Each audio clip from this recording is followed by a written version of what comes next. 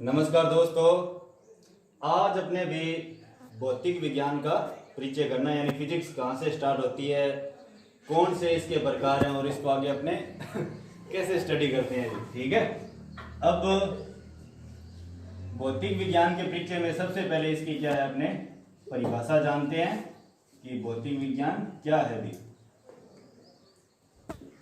तो भौतिक विज्ञान की परिभाषा में अपने ये लिखना है भी, विज्ञान की वह शाखा, विज्ञान की वो ब्रांच या फिर वह टाइप जिसमें अपने किसी भी पदार्थ की जो प्रकृति होती है, पदार्थ की प्रकृति और पदार्थ के जो ऊर्जा परिवर्तन होते हैं उनका अध्ययन करते हैं, वो क्या है भी भौतिक विज्ञान हो जाएगा।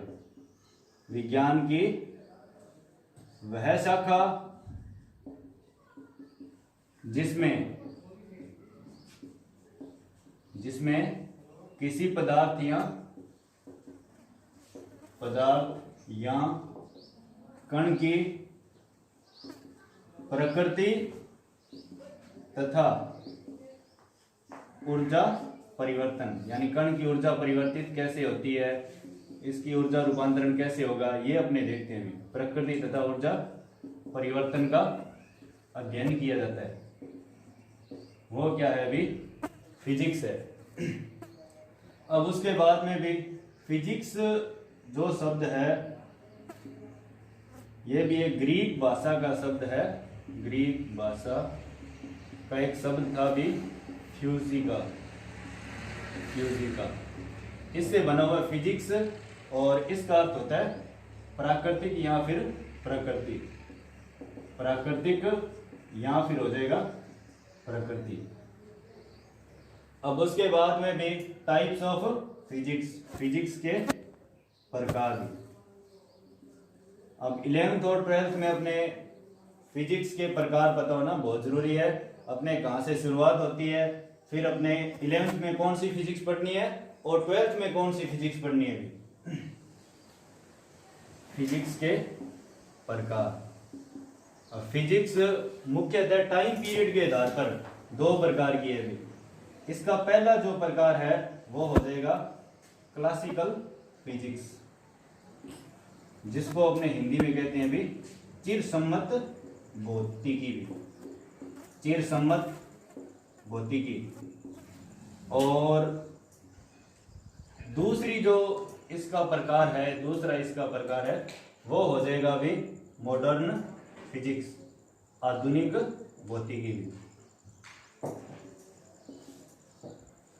आधुनिक भौतिकी। अब क्लासिकल फिजिक्स में क्या है, जहां से अपने फिजिक्स में मुख्यतः सिद्धांतों का सही वैज्ञानिक दृष्टिकोण से विवेचना हुई, वो भी सर्वप्रथम हुई है, उसको कहते हैं चिरसम्मत भौतिकी। फिर अपने उन सिद्धांतों को और ज्यादा मॉडिफाई करके और ज्यादा अपने पढ़ा आधुनिक भौतिकी में भी।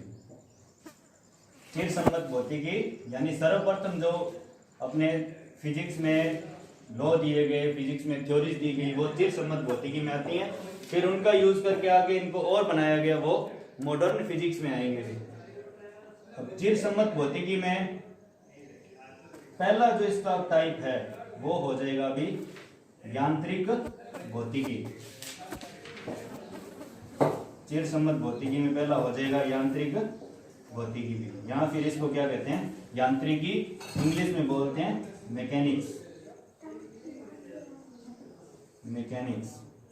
अब यांत्रिकी में कौन से आते हैं भी, जैसे ही अपने 11th क्लास में प्रवेश करते हैं तो सर्वप्रथम अपने मैथमेटिकल फिजिक्स होती है, या फिर फिजिक्स के जो मैथमेटिकल बेसिक कॉन्सेप्ट होते हैं वो अपने क्लियर करते हैं। उसके बाद में यांत्रिकी पढ़ते हैं भी, यानी जो वेग, त्वरण, चाल, दूरी, कार्य और फिर शक्ति आदि जो अपने पढ़ते हैं वो किस में हो जाएंगे, यांत्रिकी में आते हैं। इसमें कक्षा 11 की जो एनसीईआरटी बुक्स है उसके लगभग पहले चैप्टर से लेकर 10 नंबर तक चैप्टर जो हैं वो किसके हैं भी, यांत्रिकी के हैं, मैकेनिक्स के हैं।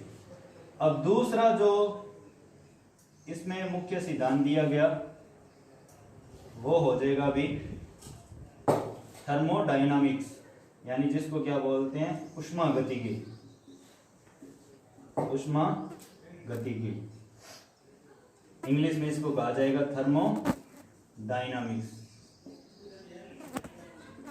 और ये कक्षा 11 में भी 11वां 12वां और 13वां चैप्टर है, जिसमें अपने ताप क्या है, फिर ऊष्मा क्या है, ऊष्मा के गुणधर्म क्या होते हैं, इन सब को स्टडी करते हैं।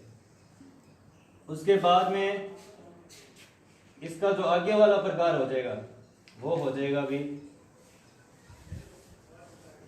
Wave physics.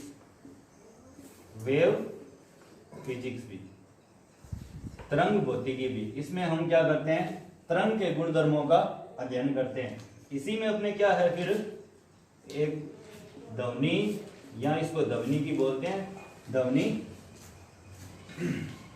इसमें अपने क्या करते हैं भाई वेव फिजिक्स, और ये होती है भी अकाउस्टिक्स बोलते हैं इसको।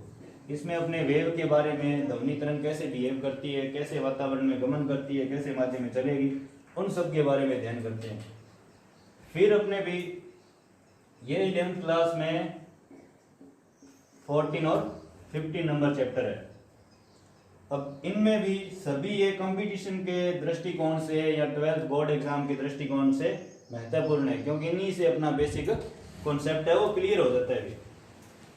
उसके बाद में इसमें और जो मुख्य सिद्धांत दिया गया चौथा, वो है ऑप्टिक्स।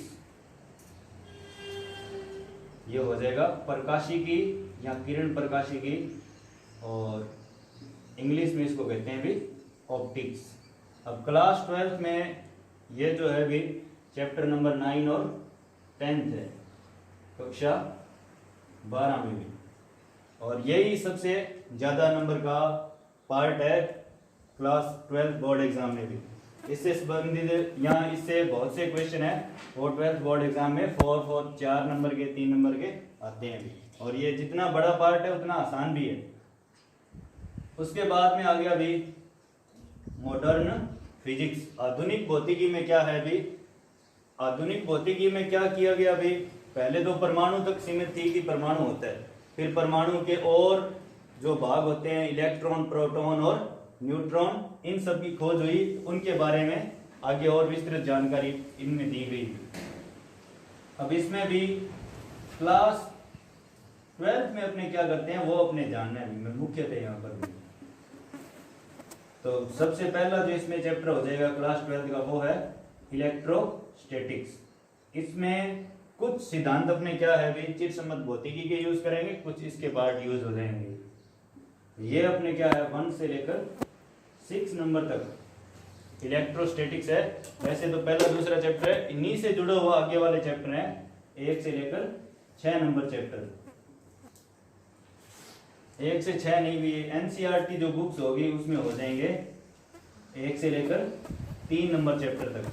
ये इलेक्ट्रोस्टैटिक्स है। इसमें विद्युत धारा और विद्युत धारा के गुण धर्मों की विवेचना की जाती है। विद्युत धारा कहाँ से जनरेट होती है, हिंदी में इसे कहते हैं स्थिर विद्युतिकी। और उसके बाद में 2 नंबर पर जो पार्ट है, 2 नंबर पर पार्ट हो जाएगा अभी 2 नंबर पर पार्ट हो जाएगा मैग्नेटिक्स, या फिर इसको अपने एक तरीके से इलेक्ट्रोमैग्नेटिक्स कहा जा सकता है। विद्युत चुंबकीय भी, विद्युत धारा से चुंबक कैसे बनता है, चुंबक से विद्युत धारा कैसे बनेगी, ये अपने चैप्टर नंबर 4, 5, 6 और 7 में पढ़ते हैं। ज़्यादातर 4, 5 और 6 में पढ़ते हैं, 7 में फिर और आगे मैग्नेटिक्स का ही पार्ट है वो अपने यूज कर लेते हैं, और हिंदी में इसको कहते हैं चुंबकत्व। इसमें अपने ये जानना है चुंबक विद्युत धारा से कैसे बनेगी, और विद्युत धारा द्वारा चुंबक कैसे बनती है, चुंबक कहाँ से प्राप्त होती है, ये जानेंगे। उसके बाद में 3 नंबर पार्ट हो गया ऑप्टिक्स वाला भी, और ऑप्टिक्स के बाद में आती है भी इसी का जो भाग है वो हो जाएगा क्वांटम फिजिक्स। यानी इसमें अपने क्या करते हैं क्वांटम फिजिक्स, इसमें अपने क्या करते हैं प्रकाश को कण मानते हुए प्रकाश को कण मानते हुए उसकी द्वैत प्रकृति का अध्ययन किया जाता है कि प्रकाश तरंग प्रकृति भी रखता है और कण प्रकृति भी रखता है। और उसके बाद में जो हो जाएगा वो होगा भी न्यूक्लियर फिजिक्स। न्यूक्लियर फिजिक्स नाभिकीय भौतिकी, यानी नाभिक से संबंधित होने वाली घटनाओं को न्यूक्लियर फिजिक्स में पढ़ा जाएगा। ये चैप्टर नंबर अपने 13 है, ये अपने भी 11th और 12th नंबर चैप्टर है। और उसके बाद में लास्ट में जो आ जाएगा वो हो जाएगा इलेक्ट्रॉनिक्स, यानी अर्धचालक वाले जो चैप्टर है सेमीकंडक्टर वाले, वो किस में पढ़े जाएंगे? अभी इलेक्ट्रॉनिक्स में पढ़े जाते हैं। इलेक्ट्रॉनिक्स, इलेक्ट्रॉनिक ही बोलते हैं इसे, और इसमें सेमीकंडक्टर वाले हैं। ये चैप्टर नंबर 14, क्लास 12 का लगभग सबसे बड़ा चैप्टर है, वो 14 नंबर चैप्टर है। अब उसमें क्लास 12 में भी 8 नंबर और 15 नंबर जो चैप्टर है वो एप्लीकेशन ऑफ फिजिक्स है भी, यानी फिजिक्स अपने कहाँ कहाँ पर यूज हो रही है, किस तरीके से यूज हो रही है, ये नॉर्मल तरीके से अपने बताया गया है। अब ये बात समझ में आ गई सर? Yes sir. पहले अपने फिजिक्स क्या है, अभी फिजिक्स की नॉर्मल डेफिनेशन जानो, इसमें पदार्थ की प्रकृति और पदार्थ की ऊर्जा परिवर्तित कैसे होगी उसका अध्ययन करते हैं। और फिजिक्स शब्द है वो एक ग्रीक भाषा का शब्द है फ्यूजिका, उसी से जनरेट हुआ है फिजिक्स भी, और इसको कहते हैं, इसका जो अर्थ होता है वो होता है प्राकृतिक या प्रकृति। और उसके बाद में फिजिक्स के प्रकार, यहाँ पर एक बात और नोट करने वाली है अभी, फिजिक्स के जो जनक हैं, फिजिक्स के जनक वो किनको कहा जाता है अभी? अल्बर्ट आइंस्टीन, अल्बर्ट आइंस्टीन और न्यूटन को फिजिक्स का जनक माना जाता है या फिर कहा जाता है। और फिजिक्स के जो लगभग प्रिंसिपल बने हुए, सिद्धांत जो बने हुए हैं, फिजिक्स के मुख्य सिद्धांत है वो है भी ऊर्जा संरक्षण का सिद्धांत। फिजिक्स का जो मुख्य सिद्धांत है वो हो जाएगा ऊर्जा संरक्षण का सिद्धांत। अब ये अपने जानेंगे आगे क्या होगा भी ऊर्जा संरक्षण का सिद्धांत। उसके बाद में टाइप ऑफ फिजिक्स, यानी फिजिक्स के प्रकार। ये पता होना अपने बहुत जरूरी है कि हम 11th क्लास में कौन सी फिजिक्स पढ़ेंगे, 12th में कौन सी पढ़ेंगे। तो पहले क्लासिकल फिजिक्स यानी फिजिक्स जहाँ से अपने थ्योरीज बननी स्टार्ट हुई, उनको वैज्ञानिक दृष्टिकोण से घटनाओं को स्पष्ट किया जाने लगा, तो उन्होंने अलग अलग प्रकार से होने वाली घटनाओं को नाम दिया, मैकेनिक्स, फिर थर्मोडाइनामिक्स, फिर ध्वनिकी, फिर प्रकाशिकी होगी, वेव फिजिक्स भी होगी भी, और इनको हम 11th क्लास में पढ़ते हैं। अब ये सब पढ़ने के लिए पहले इसका एक और पार्ट भी है जो हो जाएगा मैथमेटिकल फिजिक्स, जिसको ये अपने कह सकते हैं मैथमेटिकल फिजिक्स। इसमें अपने क्या है भी, फिजिक्स में नॉर्मल भौतिक राशियां क्या होती हैं, उनके गुण धर्म क्या क्या होते हैं, उनकी विमा क्या होगी, मात्रक क्या होता है, उनका परिमाण कैसे निकाला जाता है, वो मैथमेटिकल फिजिक्स में सीखते हैं। उनका ग्राफ कैसे बनेगा, ये भी मैथमेटिकल फिजिक्स में। फिर अपने क्या है यांत्रिकी, उष्मागतिकी, वेव फिजिक्स, ये सब पढ़े जाते हैं अभी। तो अभी आज के लिए इतना, बाकी सब आगे वाली क्लास में।